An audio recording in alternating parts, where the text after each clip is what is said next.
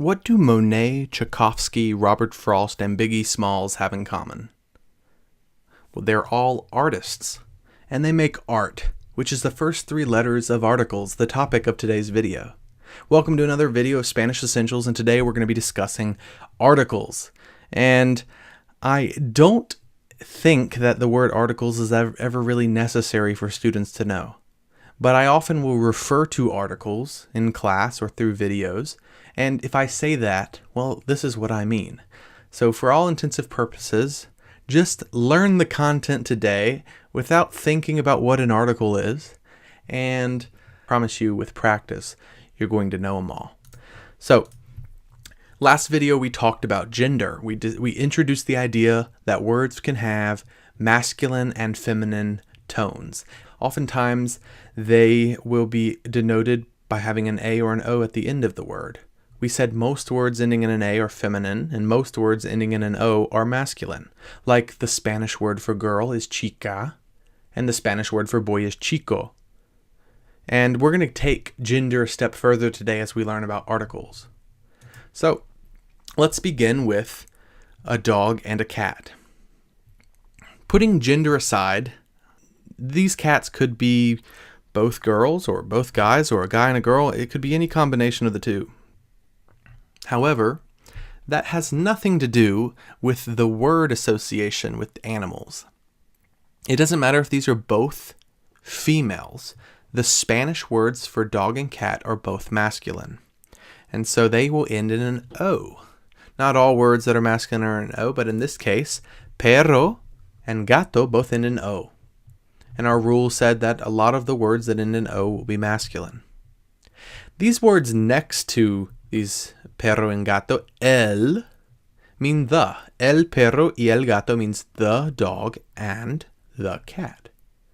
And el is an article. El means the dog and the cat. Our next animal is a rat. The rat in Spanish is la rata. Notice the word the has changed from el to la. And the reason for that is because the word rata is actually feminine. And this is the first introduction to the words the having any other form other than a single form like we have in English. In English, we just have the. Doesn't matter if the item is masculine or feminine or plural, we have the, and we use it for everything.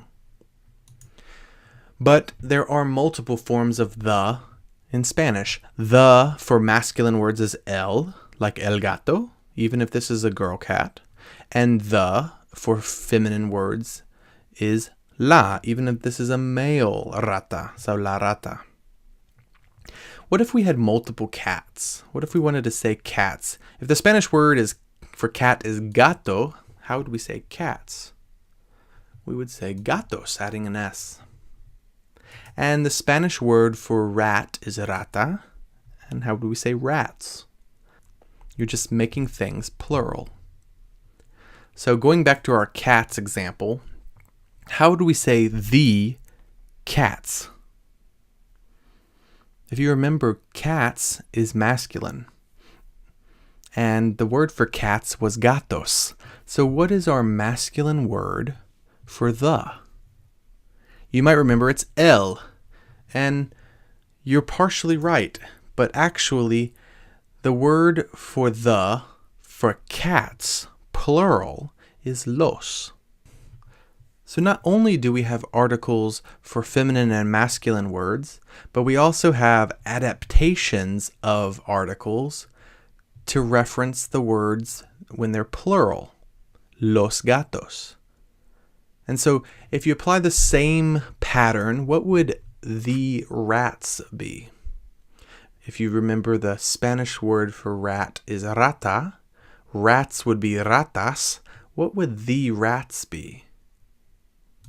Las ratas. So we've introduced a ton of words for the, el and la for things which exist just by themselves or they're singular, and los and las anytime something exists in more than one, plural. And sometimes you might want to reference an item not using the, but you want to say a cat or a dog. And so a dog and a cat is un perro y un gato. So the L is no longer here, and we have un, which is the Spanish word for a dog and a cat. Un.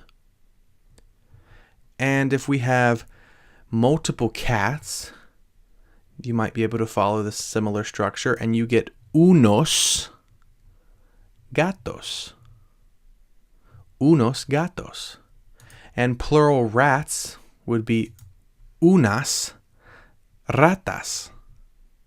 So immediately we have two columns, words that mean the, like el, la, los, and las, and words that mean a, un, unos, una, unas. And it's going to be a challenge for you to choose which one is appropriate for the noun you're talking about. If it's a cat, you have to say, well, gato is masculine, and it's only one of them, so we're going to use el gato. But then if you want to say some or a dog, you would have to use these, un perro, or some dogs would be unos perros. So let's do a little bit of practice. Pause the video if you'd like some time. I'll go through these. So house is casa in Spanish. So how do we say the houses?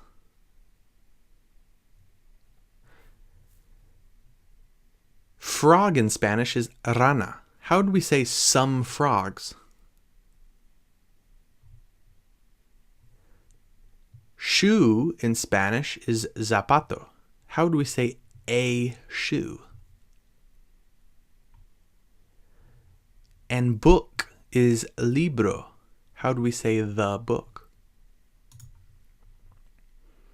Take a moment and pause the video if you need some more time, because I'm about to show you the answers. So, the houses, we have plural casas. So our article, the houses, is las casas. Some frogs is unas ranas.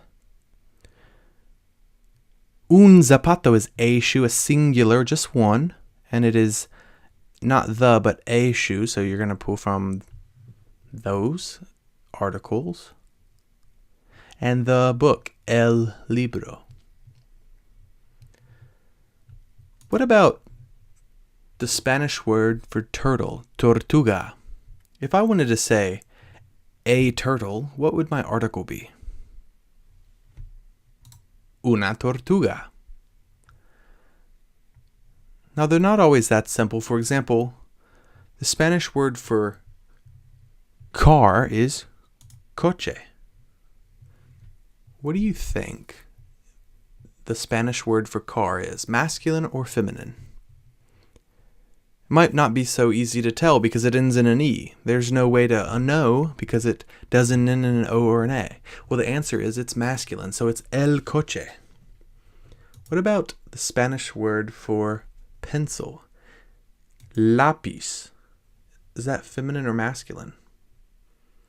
Well, it's masculine. What about the Spanish word for snail, caracol?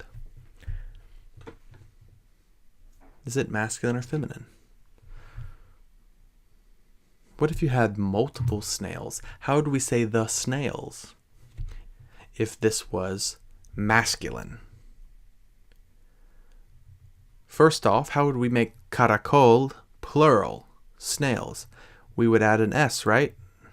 Well, because this is a consonant, it ends in something that's not A, E, I, or U, we're going to need to add a vowel, and we usually add an E. So if it's masculine and the plural is caracoles with an ES, it would be los caracoles. What about the Spanish word for hand, which is mano? It ends in an O, so you might think our rule is that it's masculine, and it would be el mano. But you'd be wrong. It's la mano.